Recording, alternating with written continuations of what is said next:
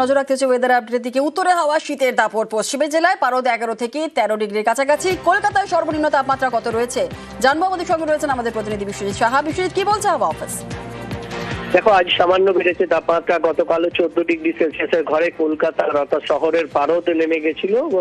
যদিও শহরের সর্বনিম্ন তাপমাত্রা এ মরশুমে 6 ডিসেম্বর 14.5 ডিগ্রি সেলসিয়াস ছিল। গতকাল 14.8 ডিগ্রি সেলসিয়াসে নেমেছিল। আজ কিছুটা বেড়ে 15 ডিগ্রির ঘরে ফের পারদ। আজ 15.4 ডিগ্রি সেলসিয়াস তাপমাত্রা। তবে এই 14 থেকে 16 ডিগ্রি সেলসিয়াসের মধ্যে আগামী 5 থেকে 7 দিন থাকবে কলকাতার আবহাওয়া, এমনটাই জানাচ্ছে আলিপুর আবহাওয়া দপ্তর। সকালের দিকে হালকা শিশির, কুয়াশা, ধোঁয়াশা টাইপের হবে এবং পরে পরিষ্কার আকাশ, দিনভর পরিষ্কার আকাশ এবং সর্বনিম্ন তাপমাত্রার এই শীতের আমেজ এটা বজায় থাকবে আরো এক সপ্তাহ, এমনটাই পূর্বাভাস আবহাওয়া বিজ্ঞানীদের।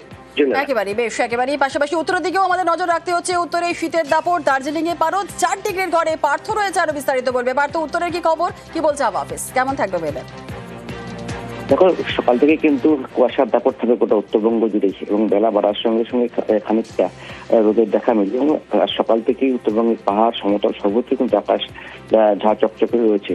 এবং স্বাভাবিকভাবে যারা পর্যটকরা উত্তরবঙ্গে বেড়াতে আসেন, বিশেষত পাহাড়ি এলাকা, তাদের এই পর্যটকরা কিন্তু ঘুম ভাঙতে তারা সেতু শুভ্র কাঞ্চনজঙ্ঘা দর্শন করছে।